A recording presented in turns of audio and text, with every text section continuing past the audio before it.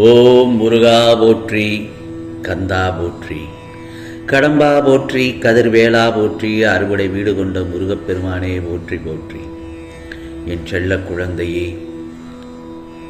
இந்த முருகப்பெருமான் சொல்வதை ஒரே ஒரு முறை கேட்டுப்பார். சுபமங்கள செய்தி நிச்சயமாக உன்னை தேடி வரும்.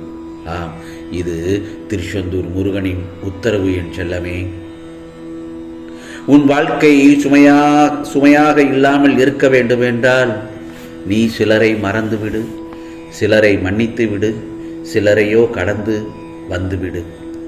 யாரையும் நீ தூக்கி சுமக்க வேண்டாம். என்றுமே மோசமான வாழ்க்கை என்பது யாருக்கும் அமையாது. அதுபோல என்றுமே யாராலும் சுகமாக வாழ்ந்து விடவும் முடியாது. இமைக்கின்ற இமைகள் கூட ஒரு நொடி இருட்டை சந்தித்தால்தான் பல நொடி வெளிச்சத்தில் வாழ முடியும். 1000 முறை யோசி, ஆனால் எடுக்கும் முடிவையோ தீர்க்கமாக எடுத்துவிடும். எப்போது நீ என் மீது முழுவதுமாக பாரங்களை சுமத்தி உண்மையான பக்தியினை செலுத்தி விட்டாயோ, அப்போதே உன் மீது அளவு கடந்த அன்பை இந்த முருகப்பெருமானால் செலுத்த ஆரம்பித்து விட்டேன். உன் பழைய கடந்த நாட்களை நினைத்துப்பார். மிகவும் மோசமான சூழ்நிலையில் இருந்து எப்படி தப்பித்து வெளியே வந்தாய் என்று சற்று சிந்தித்துப்பார். உன்னோடு துணை இருந்து உன்னை பல ஆபத்துக்களிலிருந்து மீட்டு வந்து விட்டேன். இனியும் அந்த மாதிரியான ஆபத்துக்கள் உன்னை சூழவே சூழாது. எதற்காக வாழ்கிறோம், எதை நோக்கி சென்று கொண்டிருக்கிறோம் என்று புரியாமல் தவிக்கும் போது இதுதான் உன்னுடைய பாதை, இதுதான் உன்னுடைய பயணம் என்று என் கரம் நீட்டி உனக்கு காண்பிக்க ஆரம்பித்து விட்டேன். என் செல்ல குழந்தையே, இனி அந்த பாதையில் சென்று உன் வாழ்க்கைக்கான அத்தனை வளங்களையும் நீ வெற்றி தீரத்தான் போகிறாய். உனக்கு நான் பல ரூபங்களில் வந்து உதவி புரிவதை கண்முன்னே காணப்போகிறாய். இனியும் நீ கஷ்டப்பட மாட்டாய். ஏனென்றால் நிறைய கஷ்டங்களை அனுபவித்து விட்டாய். ஒவ்வொரு கஷ்டத்தையும் நீ சுலபமாக கடந்து வரவில்லை. பல துயரங்களை தாண்டி பல சோதனைகளை வென்று கடந்து வந்துள்ளாய். அப்படித்தானே? ஆகவே இனி நீ வாழ்க்கை போராட்டத்தில் ஜெயிக்கப் போகிறாய். உன் வயதில் இப்போது ஏற்றத்துடன் நிச்சயம் வாழ வைக்கும். வாழ்க்கையில் மிகப்பெரிய ஏமாற்றத்தில் உன்னுடைய வாழ்க்கையானது தற்காலிகமாகத்தான் இருக்கிறது. அதுவும் நம்பியவர்தான் உன் முதுகில் பலமாக குத்தி இருக்கிறார்கள். அவருக்கு வாழ்க்கையில் என்னவெல்லாம் பார்த்து செய்ய வேண்டுமோ அனைத்தையும் பார்த்து தான் செய்தாய். ஆனால் இப்போது பாசம் என்ற பெயரில் உன் வாழ்க்கையில் நாடகமாடி பணத்தையும் செல்வத்தையும் சொத்துக்களையும் உன்னிடம் இருந்து பிடுங்கிவிட்டு இப்போது எனக்கு அது சரியில்லை, இது சரியில்லை என்று ஒரு சிலர், அதுவும் நீ உயிராய் நினைத்த நபர்தான் உன் வாழ்க்கையை இப்போது கெடுத்திருக்கிறார்கள். இந்த முருகப்பெருமான் சொல்வது உண்மைதானே? உண்மை என்றால் ஆம் முருகா, இந்த நிலையில்தான் என் வாழ்க்கை இருக்கிறது என்று வாய் திறந்து சொல். நீ மற்றவர்களுக்கு நல்லதை செய்து ஒவ்வொரு தருணமும் வாழ்க்கையில் மிகப்பெரிய அவமானத்தையும் பல கஷ்ட நஷ்டங்களையும் உறவுகள் பிரிவதையும் உறவுகளுடைய துரோகத்தையும் வாழ்க்கையில் அதிகமாகவே சந்தித்து விட்டாய். இனிமேல் என் வாழ்க்கை எப்படி இருக்கும்? நிச்சயமாக கூடாது. எனக்கு வாழ்க்கையே வேண்டாம் என்று மனம் விரக்தியில் நீ இருக்கிறாய்.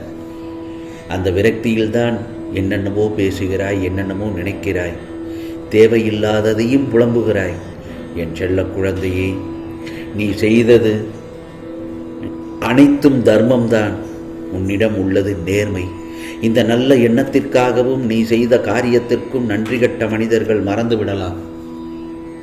ஆனால் நான் உன்னை உயர்த்துவதற்காகவும் நியாயத்தை வழங்குவதற்காகவும் உன் முன்னேற்றத்தை கொடுப்பதற்காகவும் அதேபோல வீண் பழி சுமத்தி உன்னுடன் வாழ்க்கையே வாழ வேண்டாம் என்று விபரீதமாக பேசியவர்களும், உன்னை அலட்சியம் செய்தவர்களுக்கும் உன் கண்ணீருக்கு காரணமானவர்களுக்கும் நிச்சயமாக சரியான பதிலடி கொடுக்கப் போகிறேன். புரிகிறதா? நிச்சயமாக கொடுப்பேன் பதிலடி. இப்போது நீ என்ன செய்ய வேணும் என்னும் சொல்றேன், கேள். இந்த முருகப்பெருமான் சொல்வதை சற்று கூர்ந்து கவனமாக கேள். அதோடு உன் எதிர்காலத்தில் என்ன நடக்கப் போகிறது என்று சொல்கிறேனும் கேள்.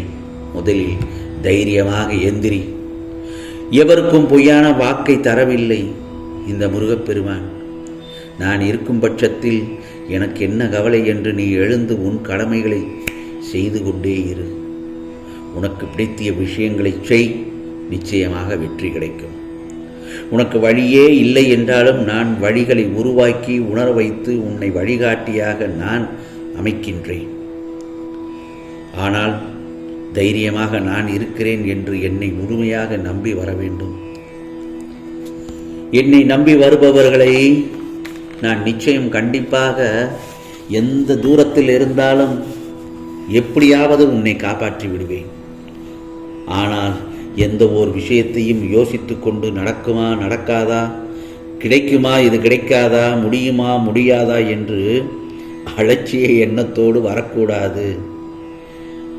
என் பிள்ளையின் வயதை பார்த்து ஆணித்தனமாக சொல்கிறேன், ஒவ்வொரு விஷயத்திலும் நான் உயிருடன் இருந்து உன் வாழ்க்கையை இந்த முருகப்பெருமான் நிச்சயமாக காப்பாற்றுவேன், கரை சேர்ப்பேன். இனி ஒவ்வொரு விடியலும் உன் வாழ்க்கையில் நிச்சயமாக மிகப்பெரிய அதிசயங்களும் அற்புதங்களும் நடக்கப் போகிறது. ஆனால் நீ சற்று கவனமாக இருக்க வேண்டும். கூடிய விரைவில் வருங்காலத்தில் மிகப்பெரிய வெற்றியானதை நீ சந்திக்கப் போகிறாய். அந்த வெற்றியை சந்திக்கும் தருணத்தில் உனக்கு உண்டான மாற்றங்களும் நிச்சயமாக பல நல்லதொரு மகிழ்ச்சிகளும் இரட்டிப்பு மரியாதைகளும் கிடைக்கும். அந்த தருணத்தில் வாழ்க்கையில் நீ இழந்த உறவுகளும், துரோகம் செய்த உறவுகளும், கெடுதல் செய்த உறவுகள் எல்லாம் உன் காலடியில் விழுந்து உன்னுடைய சொத்துக்களையும் உன் வெற்றியையும் தொகுக்க பார்ப்பார்கள், பறிக்க பார்ப்பார்கள். அனைத்திலும் நீ கவனமாக இருந்து கொள்ள வேண்டும். இதைத்தான் இந்த முருகப்பெருமான் சொல்கிறேன். இப்போது கஷ்டகாலம் முடியப் போகிறது. உன்னுடைய சுப மங்கள காலம் தொடங்கப் போகிறது. இந்த தருணத்தில் உன்னை ஏமாற்றியவர்கள் அவர்கள் ஏமாறும் நிலை அடைவார்கள். ஏனென்றால் என்ன விதை விதைத்தார்களோ அதைத்தானே அறுவடை செய்ய முடியும். நான் சொல்வது புரிகிறதா? உன்னுடைய செல்வங்கள், பொருட்கள், சொத்துக்கள் அனைத்தும் இழந்ததை விட பல்லாயிரம் மடங்கு உனக்கு உயர்த்தி உன் வாழ்க்கையை இந்த முருகப்பெருமான் நல்லதொரு வாழ்க்கையை வாழ வைக்கப் போகிறேன். என் செல்ல பிள்ளையே, உனக்கு மகிழ்ச்சி தானே? நான் சொன்னதை ஒரே ஒரு முறை கேட்டுப்பார் என்று சொன்னேன். நீ கேட்டு விட்டாய். இதோ சுபமான பல மங்கள செய்திகள் உன்னை தேடி வரும். ஆம், இது இந்த முருகப்பெருமானின் உத்தரவு மற்றும் சுப வாக்கும் கூடத்தான். ஆகவே உனக்கானது நிச்சயமாக எல்லாம் நல்லது நடக்கத் தொடங்கிவிட்டது. என் செல்ல பிள்ளை, மங்களகரமாக உன் வீட்டில் நல்லதொரு சுபமான மங்கள நிகழ்வுகளும் நடக்கத் தொடங்கப் போகிறது. சந்தோஷமாக இரு, மகிழ்ச்சியாக இரு. ஓம் சரவண பவ, ஓம் சரவண பவ, ஓம் சரவண பவ.